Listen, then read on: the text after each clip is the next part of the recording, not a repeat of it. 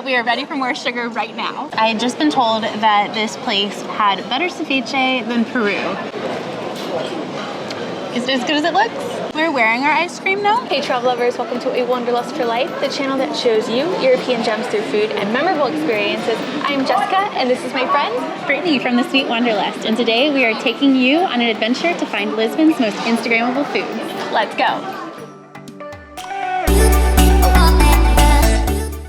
Our first stop is here at Deer Breakfast. What did you end up getting? I got the Eggs Benedict that comes with bacon and a pink latte that actually doesn't have any coffee in it at all. It's all beetroot, but I'm so excited to try. It's absolutely beautiful. And I got the avocado toast, which is so millennial of me. So very millennial. And we didn't just come here for the food. Nope. We came here for the view. Well, as you can hear, we're right next to the road. And so every few minutes, one of the yellow Lisbon trams comes by, and it just makes us feel like we're, well, for me, at home. And right here in Lisbon. Oh, I don't think we mentioned, but she lives in Lisbon now. So any Lisbon things you'll probably find all over her Instagram nowadays. So now we are going to see if this is as good as it looks. Let's dig in. First bite, here goes. So it is actually on brioche, so there's a little bit of sweetness, which I love. And the hollandaise tastes homemade, which makes the Eggs Benedict perfect. My turn to try the avocado toast. I try to get the perfect bite with a little bit of red onion. Oh, I think there's beetroot hummus. Is that right? Some avocado, obviously, a pomegranate seed, some crumbly bits on top. Let's see how it goes. Is it as good as it looks?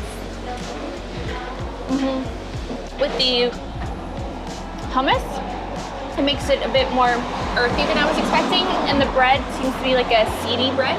Okay. So if you like kind of more of the savory vibe for breakfast, this is something that I would really recommend. But they also have sweet pancakes, yes, and lots of other beautiful things, right? Delicious looking, for sure. So we are going to finish this up, enjoy our view, and we'll see you at the next spot.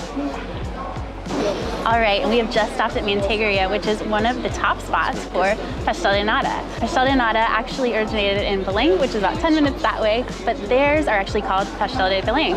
And like champagne, that's the only place that's allowed to call it that. So Pastel de Nata actually means cream tart. Even though lots of people call them egg tarts, it's actually cream. So let's give this one a try. It's one of my favorites because look how runny the insides are. It is sweet. You top it with cinnamon and sugar. Absolute perfection.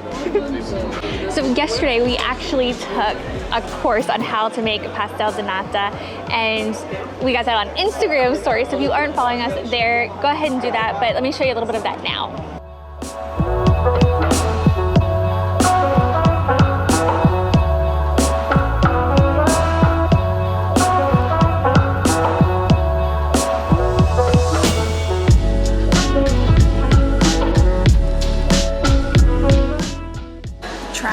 My own pastel de nata that I made. Well, Brittany and I made.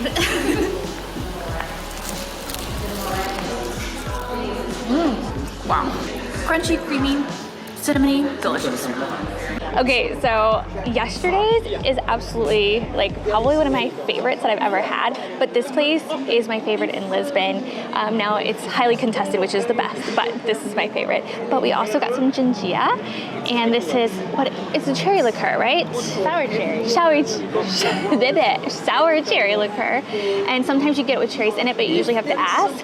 And this is just something you have to have when you are here in Lisbon. Yeah, it's just sweet enough. It's very alcohol-y, so you don't drink too much. But it's a nice addition when you're having a snack. Oh my god, that flake.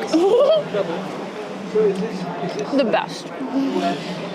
Okay, so we have just arrived at Scoop and Dough, which is the #1 donut place in the whole entire world, according to the Happy Cow, which means it is very vegan friendly. Our napkins are going everywhere. So they have vegan donuts and vegan ice cream, which is amazing. So we got the most Instagrammable ones. What did you get? I got the donut waffle, and it's topped with sesame seed ice cream on top of a plain donut, there looks like there's some whipped cream, which, you know, also vegan. I am so happy to give to you. Oh, yeah, okay, so we have very different tastes in a lot of things. She does not like whipped cream. I love whipped cream, so I'll be happy to take that from you. Wonderful. All right, do you want to give the sesame ice cream a try? All right, oh gosh, this is a huge bite. Well, that looks good. I forgot to get a fork, so I'm gonna go do that, and then I'll try this donut. But I will tell you, this is a blueberry and panna cotta donut. I mean, it's absolutely beautiful. So I'm gonna get a knife and fork, and I'll be right back. All right, here's the perfect bite. A little bit of blueberry, a little bit of panna cotta, and an edible flower. Is it as good as it looks?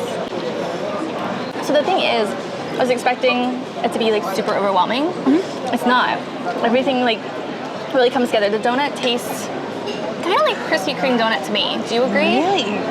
Okay, so when I had it, It's been a long time since I've had a Krispy Kreme, yeah. I dropped half of my donut on the floor, so I think that my experience was tainted a little bit by the loss of the toppings. Fair enough. Okay, I'm gonna go with it's kind of like a Krispy Kreme. And then the blueberry is very subtle, but it adds that fruity flavor, and the panna cotta is just super smooth. I think this is gonna be pretty awesome. But I wanted to tell you guys, so we are filming this in one day, so wish us luck. But we've also had some other really good Instagrammable food. So the first one was a cevicheria. So I had been there before. It was new for you, right? Yes, I had just been told that this place had better ceviche than Peru, and that's really saying something. Those are big words. Those are really big words. So there were a couple that we absolutely loved, and I think they're very photogenic. Gorgeous. So don't you guys think so? Like, absolutely beautiful, right? And then last night, I took Brittany to my favorite place in Lisbon because I've taken other friends there. I've been to Lisbon 3 times. I've been to this place 3 times. It's called Mini Bar, and it's from a famous chef. And like, how would you describe the ambiance? It's kind of like a speakeasy, just incredible. I mean, I don't even know how to describe it. We walk in, there's a bookshelf that says Mini Bar. The door opens and you're taken into this kind of cavern-esque, like vaulted ceilings. Yes, definitely an old building. I think it's also fair to say that you like interesting food that tests your perception. Absolutely. And I think Mini Bar did that. Yes. You know, I think from the very first moment when they delivered 2 long-stemmed red roses to our table, which we're like, oh, that's pretty sweet. No, we ate the roses. And then right next to those roses were diamonds, because what goes better with roses than diamonds? Our first act is a rose and then diamonds. This may not be the Mini Bar I've been to before because they moved, but I think it's gonna be great.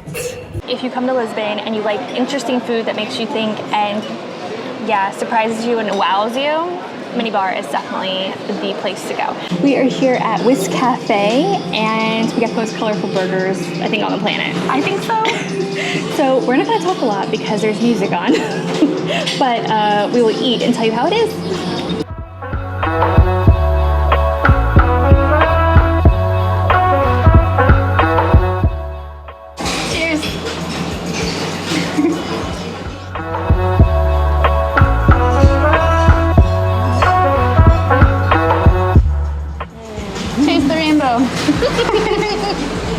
All right, so there was some pretty loud music, but we were kind of jamming. Definitely. I want you guys to be able to hear us. So we are back at my place for now to tell you what we thought. My first thought was, it was super cute. The vibe was awesome. Yeah. The burgers were so photogenic. The staff was really nice. Absolutely. Would you go back? Definitely. They have a breakfast menu, and their pancakes, y'all, they're like this thick and topped with all the delicious sugary treats. I thought it was really fun. We have one more spot, don't we? Absolutely. We're kind of full. So maybe tomorrow. Yeah, maybe tomorrow. So we are going to see you guys hopefully on another beautiful day in Lisbon tomorrow. So they're all beautiful days here in Lisbon. better save it. See you then. This is the little deliciousness that we said we couldn't wait to get today, that we had to show you. So it is the next day. Yes. Because we couldn't fit anything else yesterday, right? Nope, but we are ready for more sugar right now. Yes. So what is this place called? Amorino. Amorino. So this is actually right next to my favorite Pastel de Nata place, which is where we went yesterday, and it's melting. So basically they have a Halloween one, and there's bats on it, and it's a little rose in a cone. So pretty. So cute. Cheers. I don't actually want to touch yours because I don't know what you got. What did you get? What flavors? I got pistachio, coffee, and chocolate. Oh, okay, chocolate's the only one I'm good with. I got stracciatella, strawberry, and chocolate. I don't know what flavor the macaron is, but I'm guessing pistachio. Pistachio. Okay. Very Halloween-y. Oh, wow. Okay, stracciatella first.